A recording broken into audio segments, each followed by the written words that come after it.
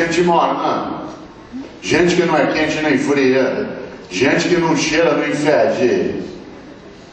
Sabe gente que é mais ou menos profissional, mais ou menos casada, mais ou menos cidadã, mais ou menos participante, morna, não cheira nem fede, ou como dizem Juiz de Fora, não traga nem desocupa a moita. Sabe gente morna? Morna no afeto, morna na amizade, morna no casamento, é morna. E aí como é que está o casamento? Está ruim com ele, pior sem ele.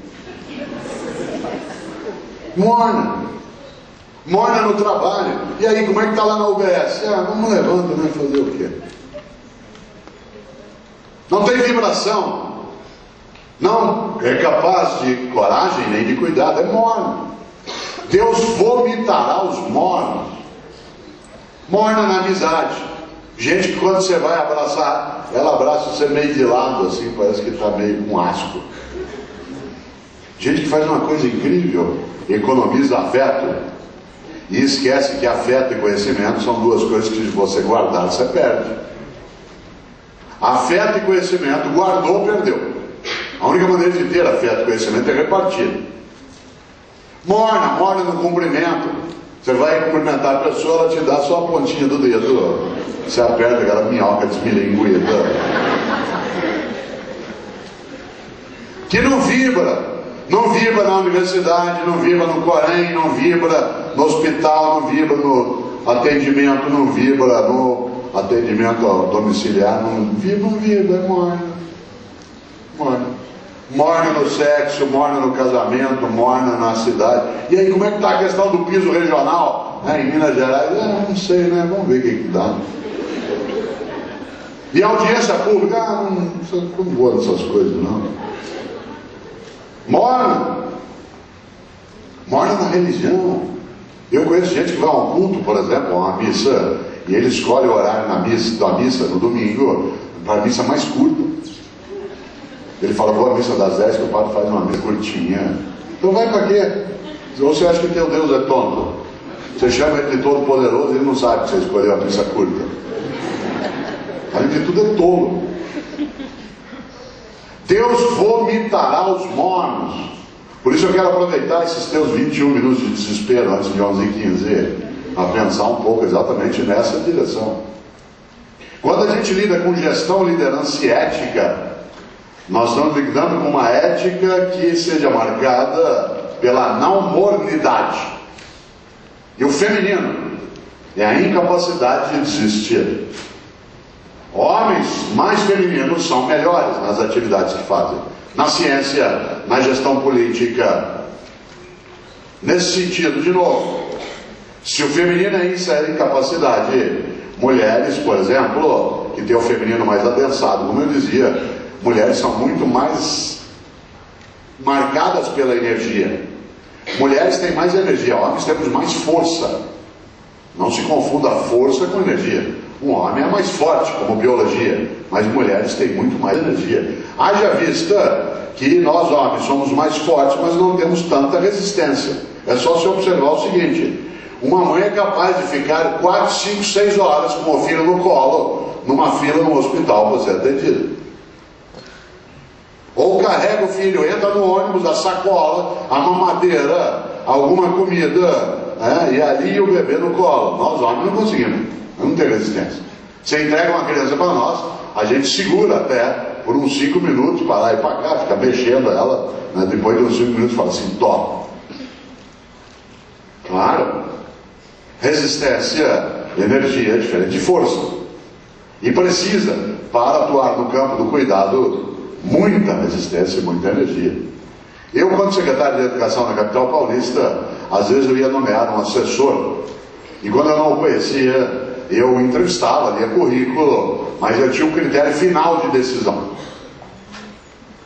Antes de nomeá-lo, no andar do secretário, ficava a cozinha da secretaria. E eu levava até a cozinha o candidato, eu ensinava a fazer polenta, o que se chama de angu. Se ele conseguisse fazer angu, eu nomeava. Porque para fazer angu ou polenta, precisa 3 grandes virtudes. paciência, persistência e resistência. Que, aliás, são as virtudes da enfermagem. Paciência, persistência e resistência. Paciência não é lerdeza. Tanto você mexer o fubá de jeito lerdo, em pelota ou não dá liga.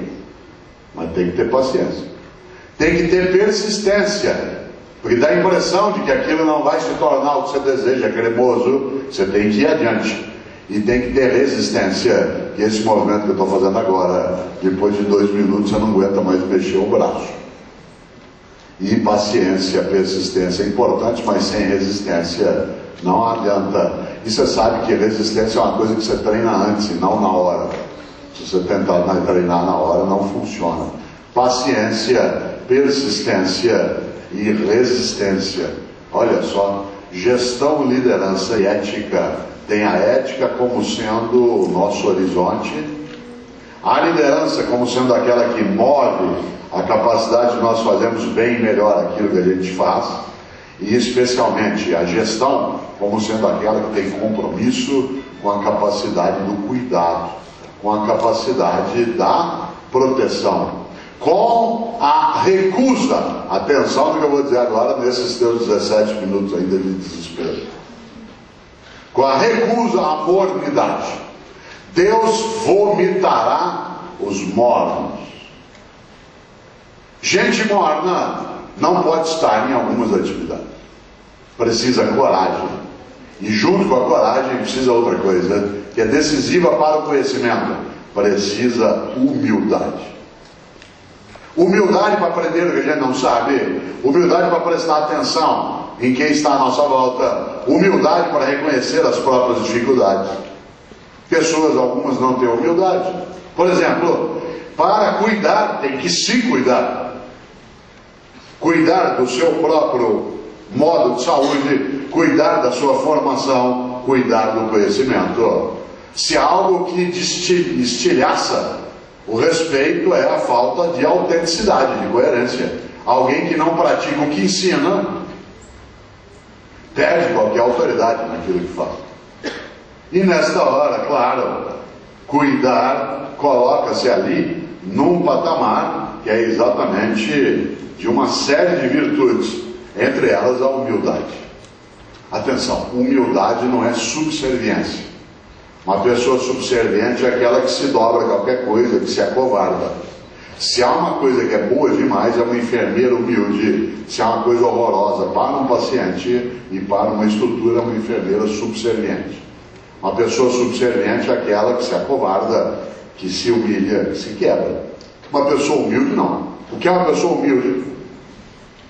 Uma pessoa humilde é aquela que sabe que não sabe tudo, aquela que sabe que não é a única que sabe, aquela que sabe que a outra pessoa sabe que ela não sabe, aquela que sabe que ela e outra pessoa saberão muita coisa juntas, aquela que sabe que a outra pessoa nunca saberão tudo que pode ser sabido.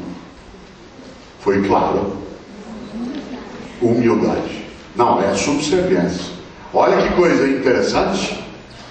Eu, como disse, trabalhei 17 anos com Paulo Freire. Paulo Freire que morreu no mês de maio.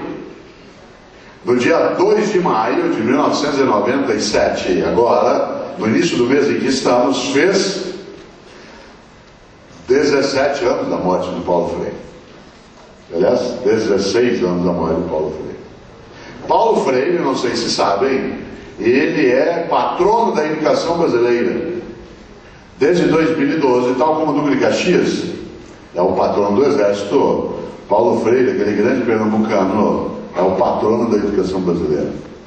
E Paulo Freire, também não sei se sabem, é o brasileiro com o maior número de títulos de doutorado honoris causa de toda a história do país.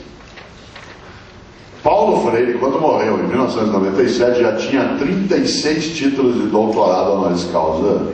Ainda recebeu mais 5 pós-mortem. Harvard, Princeton, Cambridge, Oxford, Bolonha, Paris 4, Massachusetts. Paulo Freire sozinho tem mais títulos de doutorado do que os 2 brasileiros que vêm na sequência juntos. Ó! E Paulo Freire era advogado, porque muita gente olha para Paulo Freire como pedagogo, mas ele era advogado. o que significa que alguns advogados ainda têm salvação. Paulo Freire, repito, sozinho, tinha mais título do que os dois brasileiros que vêm depois dele. E é interessante porque os que vêm depois dele são duas pessoas muito boas, porque depois de Paulo Freire, o brasileiro mais honrado na história do Brasil, dos nossos 513 anos, é o mineiro Darcy Ribeiro, grande antropólogo, político. Depois dele, o carioca, que fez carreira em São Paulo, Fernando Henrique Cardoso.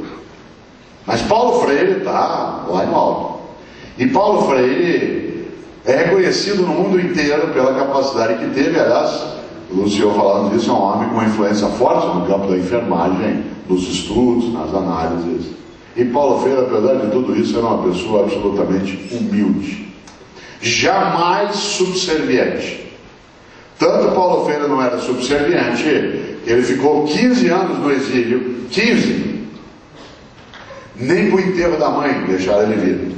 15 anos no exílio em nome de uma ideia, de que a educação não é para domesticar, mas para humanizar. Que a finalidade da educação não é aprisionar alguém, mas ajudá-lo a ter autonomia. Mas era humilde. Tão humilde que chamava Paulo. Não sei se sabem, Paulos em latim significa pequeno. A expressão Paulos em latim significa pequeno. Olha aqui na minha mão se você puder. Parênteses. Por que eu disse olha aqui na minha mão se você puder?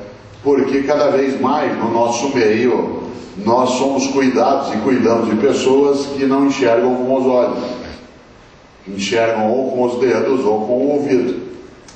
Há pessoas que não ouvem com os ouvidos. Aqui no nosso hino nacional havia uma versão em Libras. Há pessoas que ouvem com o olhar, e nós temos de tê-las conosco cada vez mais, na escola, no hospital, na formação.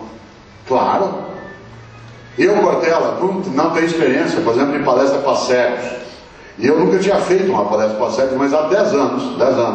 Eu até conto isso no livro, é um livro da editora Saraiva, que é O Viver em Paz para Morrer em Paz.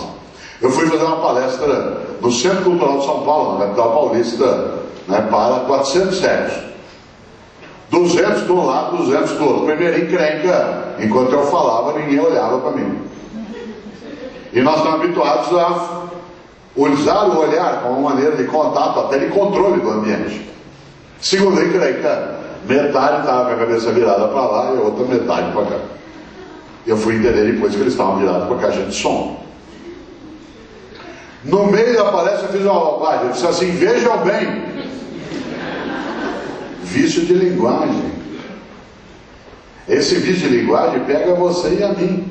Por exemplo, eu conheço muita enfermeira, ou técnico, ou auxiliar, que ela não presta atenção na linguagem que está usando, e às vezes esquece que o uso excessivo do diminutivo, ele diminui.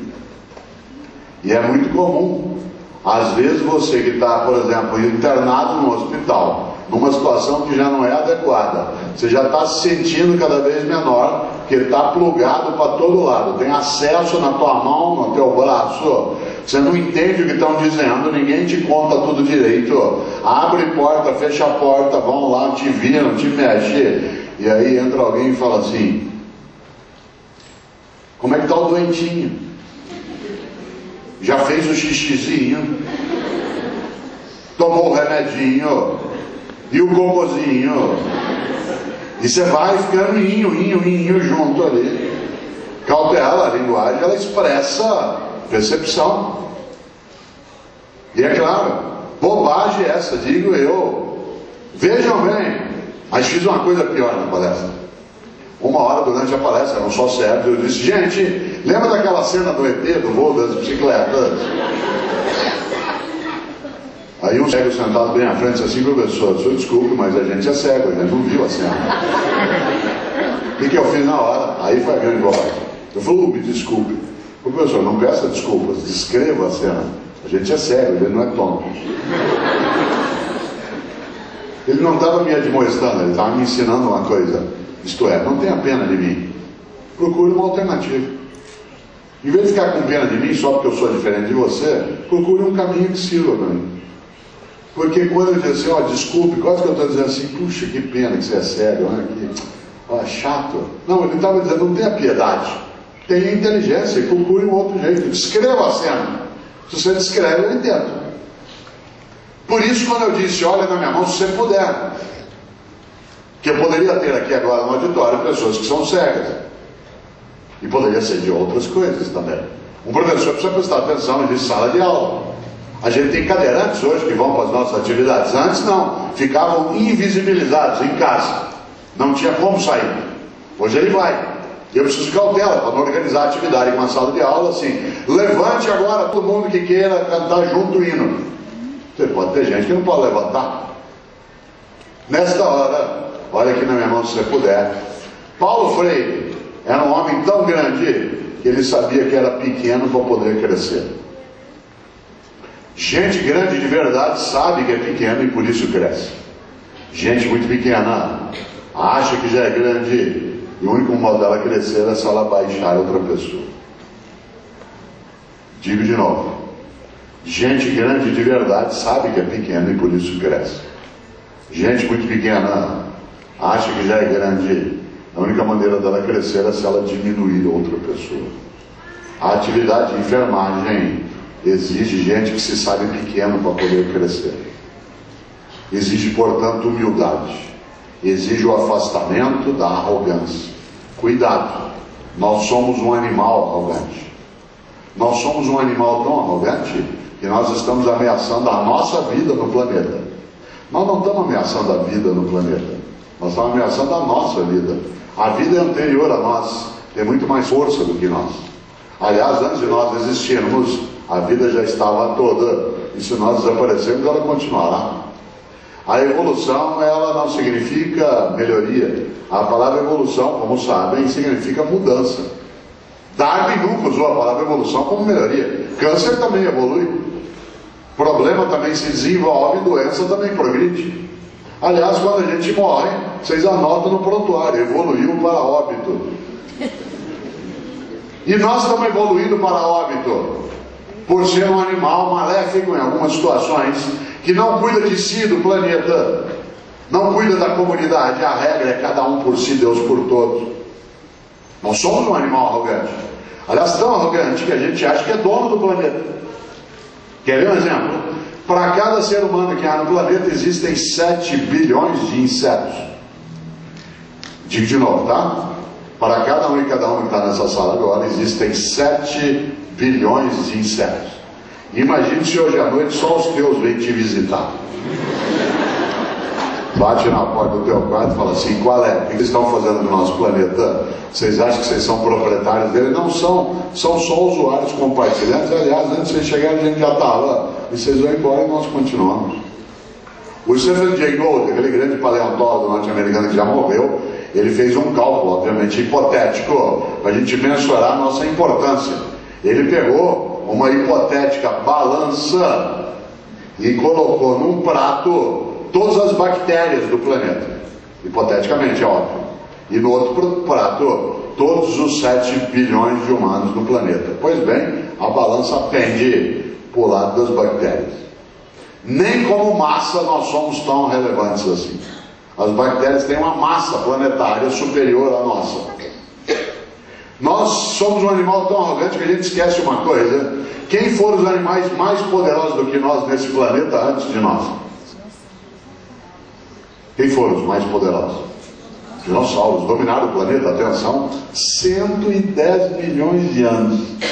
110 milhões de anos. Desapareceram há 65 milhões de anos, mas dominaram por 110 milhões de anos. Nós estamos dominando por 40 mil anos e achamos que podemos fazer qualquer coisa. Para alcançar os dinossauros nos faltam apenas, então, somente em termos de tempo de dominação, 109 milhões e 960 mil anos. Onde estão hoje os dinossauros? No museu, embaixo da terra, um tantinho no tanque do teu carro, lá no pré-sal. Olha só, e nós com 40 mil anos empinamos o nariz. Nós somos um animal tão arrogante que nem de animal a gente aceita ser chamado. Eu faço uma coisa em hospital toda vez que eu posso. Eu atuo muito em hospitais. E fazem propósito. filósofo, igual preso, você não tem o que fazer, fica pensando em fazer coisa. Eu, a semana passada, entrei num hospital em São Paulo novo, uma nova unidade recém-inaugurada, maravilhosa, né? Entrei, fui para a recepção, fiz aquilo que em português a gente chama de check-in, né? Aí eles me levaram, fui até o quarto, onde eu teria que ficar internado um dia para fazer um exame. Peguei, quando você chega no quarto, você dá uma ajeitada no lugar para ficar do teu modo, e quando você aguarda a enfermagem, você começa a ler o que está ali. Eu comecei a ler, você lê folheto, lê as coisas do hospital, coisas de hospitalidade, etc. Juntei minha bagagem e desci para a recepção outra vez. Cheguei lá, a moça falou, onde o senhor vai? Eu vou embora. Falei, como? Aconteceu alguma coisa? Eu falei, não. Falei, mas o senhor não gostou do hospital? Eu falei, ótimo, muito bom, parabéns, viu? Falei, por que o senhor não vai ficar? Eu falei, porque eu não posso ficar. Falei, como não pode? O que aconteceu? Eu falei, está no regulamento que eu li lá. Falei, como assim? Eu falei, está assim, quer ver?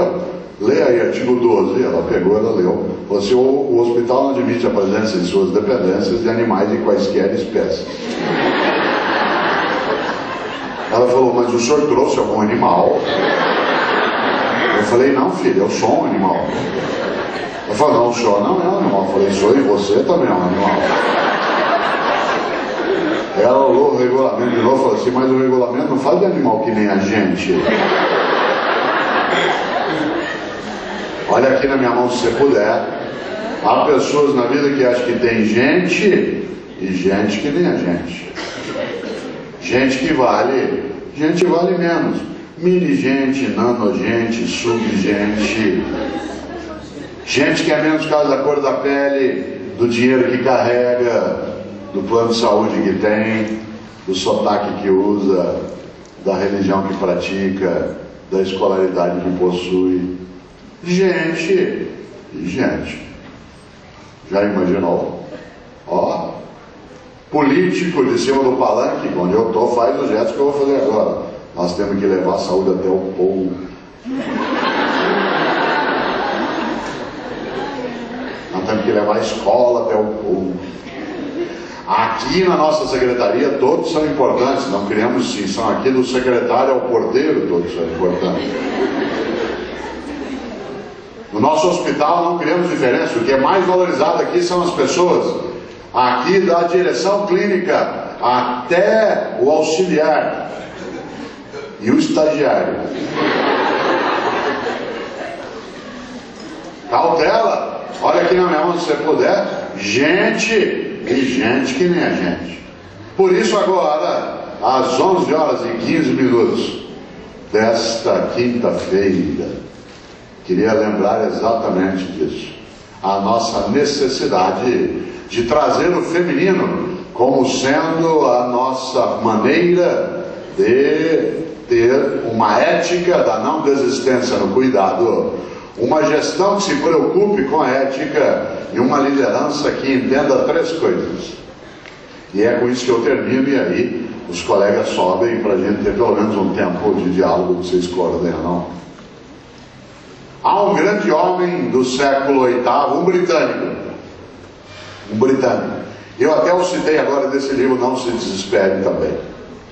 Esse homem chamado Beda, que os católicos, anglicanos e ortodoxos chamam de São Beda.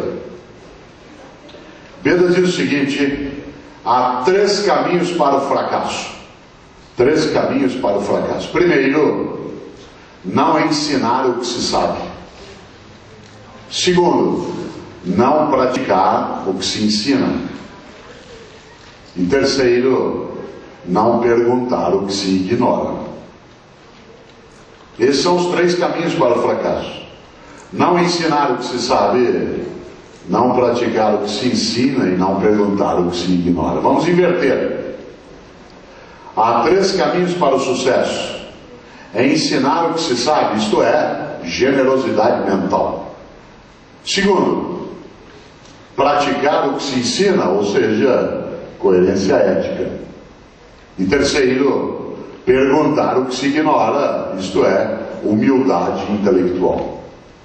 Essas 3 trilhas virtuosas, generosidade mental, coerência ética e humildade intelectual, permitem que a gente seja capaz de cuidar mais e melhor, sem desistir, com coragem com ética, com conhecimento.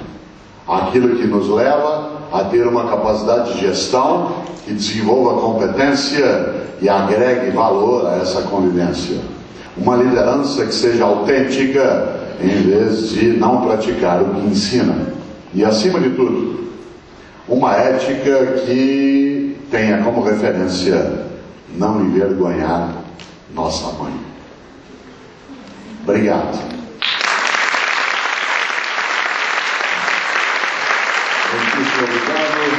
Obrigado, Nós convidamos agora para integrar essa mesa o Dr. Lúcio José Vieira, vice-presidente do Corém, e também a professora Aparecida Horta, segunda tesoureira do Corém MG. Vamos abrir agora para a discussão, para perguntas. Quem quiser fazer uma pergunta, por favor, levante a mão, levaremos o microfone. Sejam bastante objetivos na pergunta, sem discursos, por favor, por gentileza. E nós vamos ouvir agora, então, nosso moderador, Dr. Lúcio José Vieira. Professor Lúcio, fique à vontade.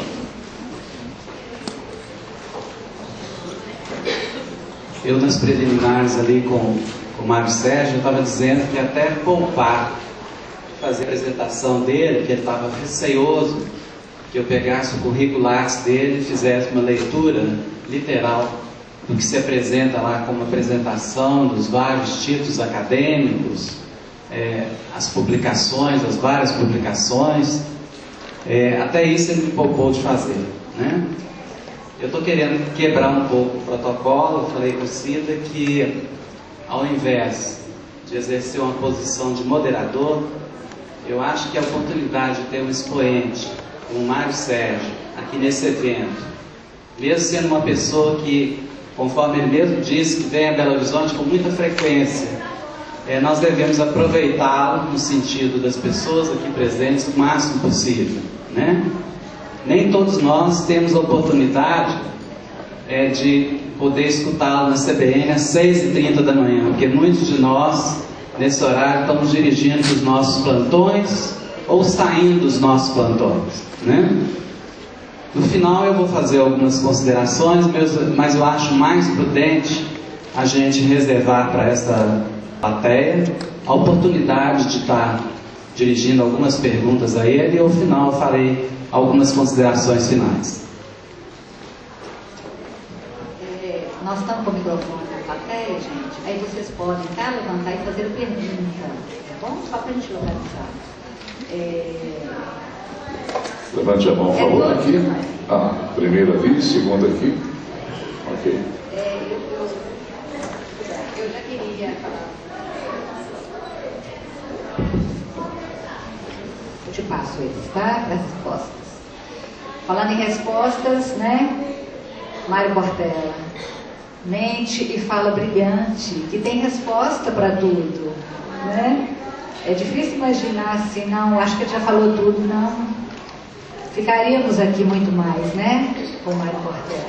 Então agora a gente vai direcionar, tá? Para vocês, aí vocês façam as perguntas, vou passar o microfone para ele, tá bom? E a gente vai conduzindo assim, tá? Obrigada. Por gentileza, se identifique e faça sua pergunta. Meu nome é Paulo Soares, eu sou enfermeiro fiscal do Corém MG. Professor, eu queria parabenizá-lo pela excelente palestra e gostaria que o senhor explicasse um pouco, que eu ouvi já alguns vídeos de entrevistas suas, onde o senhor fala sobre a definição sua de ética. E eu achei muito interessante e acho que seria importante para nós, profissionais de saúde, ouvir sua opinião sobre isso. Legal. Essa definição ela aparece em 3 livros. Você poderá, se tiver interesse também, visitá-los um pouco. O primeiro é o que eu mencionei, qual é a tua obra, porque ele é sobre gestão, liderança e ética, e a última parte é exatamente sobre isso. Há um outro livro que trata desse tema, que é o recém-lançado, né, o Não Se Desespere, que inclusive tem um texto que diz que ética não é ornamento, isto é, ética não é cosmética. Eu tenho um livro sobre liderança, escrito com um médico, né, que é o Eugênio Mussac. Eugênio Mussac também é paranaense como eu, só que ele é de Curitiba, eu de Londrina. Nós temos um livro chamado Liderança em Foco, e ele trata também do papel da ética dentro da liderança. trazendo à tona uma definição que seja mais sintética. A ética é o conjunto de valores e princípios que você e eu usamos na nossa conduta. Como nós vivemos em sociedade, nós temos uma conduta que tem que ser guiada para eu decidir o que eu faço e o que eu não faço, o que eu quero e o que eu não quero, o que eu devo e o que eu não devo, o que eu posso e o que eu não posso. A esse conjunto de valores e princípios nós chamamos ética. Então, a ética é o conjunto de valores que você usa e eu para decidirmos as três grandes questões da vida humana. Porque para nós, três são as grandes questões, que são quero, posso, devo. Tem coisas que eu quero, mas não posso, coisas que eu posso, mas não devo, coisas que eu devo, mas não quero. Eu preciso equilibrar o querer, o poder e o dever. Nem tudo que eu posso eu devo. Eu citei Paulo Freire, mas citando Paulo, apóstolo dos cristãos, Paulo tem uma carta, que é a primeira carta, com perdão da palavra, aos Coríntios. Na primeira carta de Paulo aos Coríntios, tem lá algo fortíssimo, que está, acho que no capítulo 6, versículo 12, não me lembro agora, uma coisa muito forte, que é uma frase de Paulo em que ele diz: tudo me é lícito, mas nem tudo me convém. Tudo me é lícito, mas nem tudo me convém. Isto é, eu posso fazer qualquer coisa porque eu sou livre, mas eu não devo fazer qualquer coisa. E o que é que eu não devo fazer? Aquilo que torna imunda a minha história, que mancha a minha trajetória, que transforma em indecência a minha biografia. Nesta hora, e aí concluo, a ética é um conjunto de valores e princípios que eu uso para orientar a minha conduta. Existe ética individual? Não. A ética é sempre de um grupo, de uma comunidade, de um tempo. Também ainda não existe uma ética universal. Isto é, que tenha validade para todos os seres humanos em qualquer lugar, em qualquer momento. O que nós mais chegamos perto disso foi a Declaração Universal dos Direitos Humanos. Mas não existe ética individual. O que existe aí, sim, importante, é moral individual. Ética não. Porque ética é o princípio moral e a prática. Por exemplo, eu tenho um princípio ético. O que não é meu, não é meu. Isso é um princípio ético. Ao sair daqui agora, eu encontro essa sacola aqui, porque a casa é minha, mas se ela não fosse, alguém a esqueceu. Devolver a sacola ou ficar com ela é uma decisão moral, a partir de princípio ético. O ato de pegar a sacola e devolvê-la, ou de levá-la, está ligado à moral. O que te leva a fazer aquilo ou não fazer é o princípio ético. Então essa é a distinção. Temos mais um aqui. Professor, muito obrigada pela sua exposição maravilhosa. Pegando um gancho aí na colocação do Paulo, do colega, e eu sou Ângela Vieira, primeira secretária do Corém, militando na enfermagem há algum tempinho, e aqui em Minas, tem uma coisa que me angustia muito, que eu acho que não tem receita de bolo, mas é a questão que eu acho que a enfermagem precisa criar um empoderamento.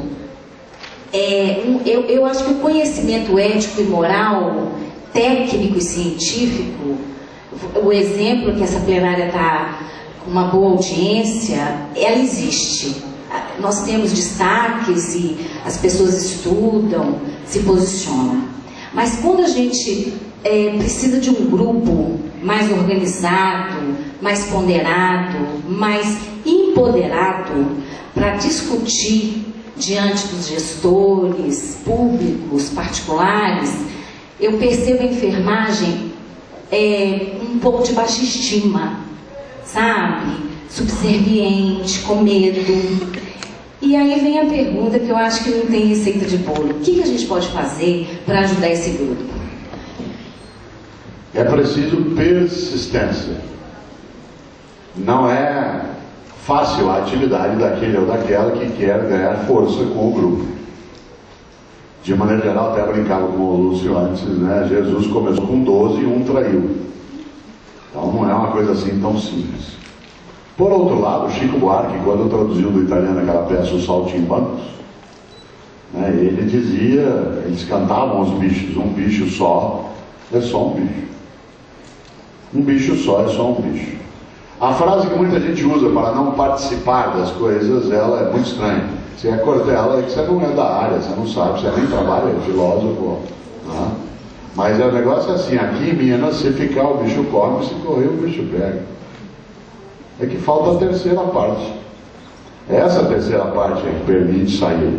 Que é, de fato, se ficar o bicho come, se correr o bicho pega, mas se juntar o bicho foge. E quando você junta? No evento, na discussão. Mas como trazer as pessoas? Bom,